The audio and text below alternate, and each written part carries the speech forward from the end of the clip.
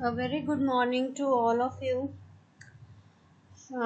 In yesterday class, we study about the Information Technology Act. Actually, Information Technology Act for the cyber are designed for the cyber crime. If you are doing cyber crime, then ITA 2000 will take action against your cyber crime. So we already study about this, and we have seen that what are come under this act, what are the cyber crimes, and what are the action we can take from this cybercrime. Fine. Now let's see. The next is your IPR. Fine. Next is your IPR, that is intellectual property rights. That means intellectual property right is the term applied to legal protection. Fine. Whatever cybercrime are coming under ITA 2000, for those, for legal protection for against those crime, the government will provide you and some legal protection that comes under IPR, that is intellectual property rights. Fine. So these legal protection are afforded to innovative and creative material, and IPR allow you to gain from the use of material, thereby to encourage innovation and creativity. Fine. So there are some issues also in the IPR. We can see IPR issues. First of all is copyright. If you are creating something on the internet, fine, that should have a copyright. If you are copying from somewhere and that article is already copyrighted, then you cannot say by copying this that this article is mine, because they already taken the copyright. Fine. Copyright means you cannot copy on your name. You can say that, yeah, I am taking this article from that website, and this article of that person, you can use that, but you cannot copy on your name. Fine. You cannot give already copyright article your name. If the copyright person file a case on you, then that would be a crime. Fine. Next is the law of confidence. When hacking and all the cyber crimes are increasing day by day, so the law taken some actions, and they built a confidence to the user that legal issues are provided, and now you can use your things. If something happens, if something happened wrong, then action will be taken against that. Patent law. Patent means that if my article is used by someone else, only my related, like if I am writing something articles, whom I can author, whom I can give the authority, only that person can use the patent law, otherwise no one can. Next is your design law. Okay. The design law will take out the infrastructure of your article or video, anything. Trademarks, yeah, you can provide the trademark also to your article. Copyright and computer program, already copyright we already discussed. Database copyright and the database right. Yeah, it's very, you should know that if you are using some other database, someone's database, that you have to take permission. Criminal offenses. Criminal offenses, you all know about that.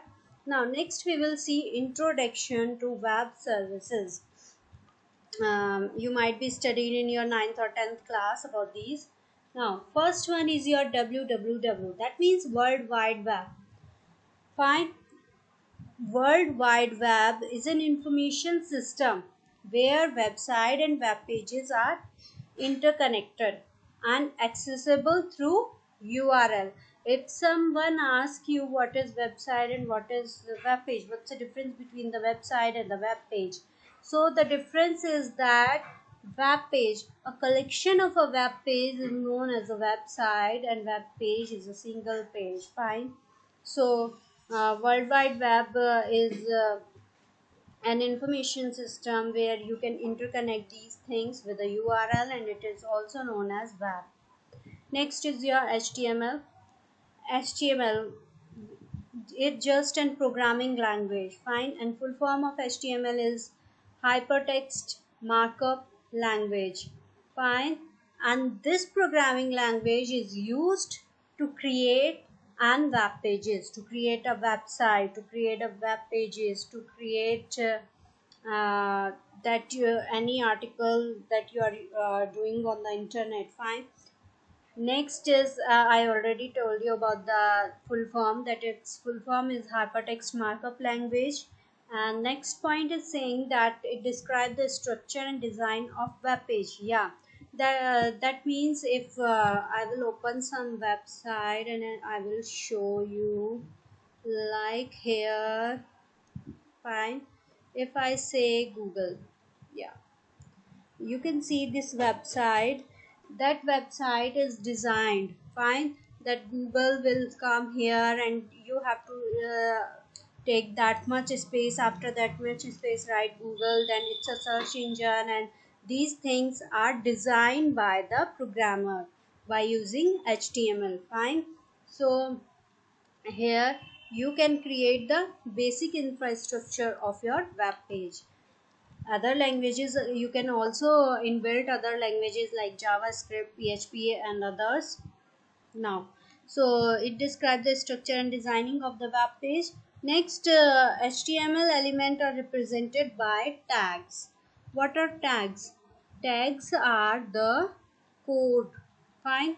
You can see here, I will show you these, like you will see here in the sign, HTML is written over here. This is a tag, and in HTML tags are working in a pair. Fine. If you are opening something, you have to close that also. Some tags are also there that you they are known as single tag. Fine. Now, browser do not display the HTML tag. If you open any browser, as I show you here, that it not showing you the tags, but you can see the code of that tag also. If you write down, right click on that page, and if you click on the view web page source, you will see the whole tag is here, but it is not the actual code, but it's a code, some part of that code, because if they write down the whole code, you can modify that thing. Fine. You can check out the view web page source for only that much. On that, in this page you can see Google is written over here, and very um, less amount of text is on the web page. But if you see the source code, the whole code, you see the program contain a lot of things. Fine. So these are your code. And browser, this browser will never show you the tags, only it will show you the result output. Fine. Now next we will see, next is that the current version of HTML is HTML 5.0. You can write down here which one. Now we can see current version of HTML. Oh, it's HTML. Wait, HTML. Now, the 5, HTML5 means the current version of HTML is 5.0. Fine. Now we will see a very simple HTML code here. If you see here, this code is defined. Okay, if you are using HTML for designing any web page, you have to, it is mandatory that you have to start with the HTML, and next you have to done a head tag, then title, Title means this one, my first web page. This is the title. Then the title will come in the head because you have the title will be shown the head. Next you can start the body. Now the body contain the this thing. Find this part. Body will contain this part. uh, H1 is for heading, and H1, H2, H3 till 6. H6 there are mentioned. Then P for the paragraph, and now you can close the body and then the HTML. If you see how we can write down, we can write down this code in the Notepad or Notepad plus plus. I will give you an example. Okay, I'm having Notepad, but you can use it in your Notepad, simple Notepad also, if you don't have a Notepad plus plus. See here, whenever you are doing with HTML, just write down HTML. Okay, the same time close the tag also, HTML. Fine. Now head.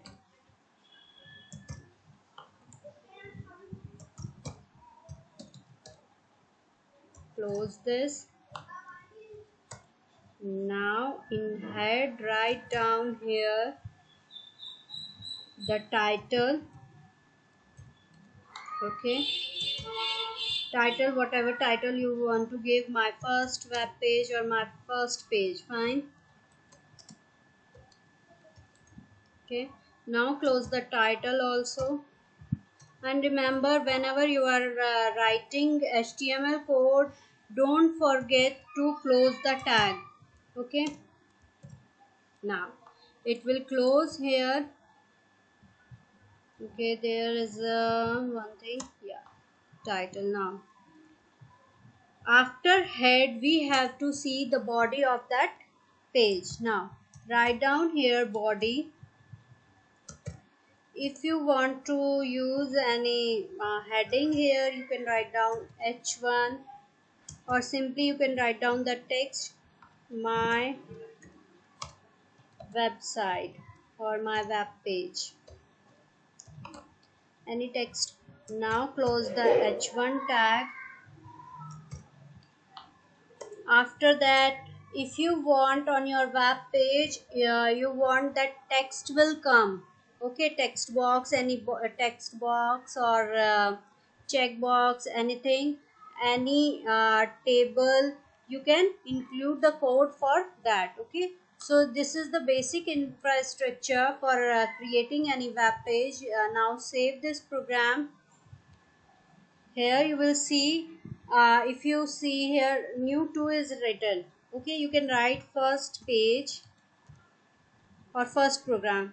Now don't forget, either select here HTML. If HTML is given over here, write down, mention that, or if not written here, simply here write down it with HTML dot.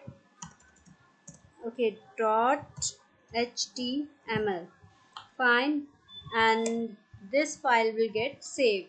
From this you can run this from here only, or you can find it if you are writing in simple Notepad. Check out your desktop now, because we write down, we saved it on the desktop. Here you will find the first, pressing by, yeah, this one is your web page. Now it will opening, wait for some time.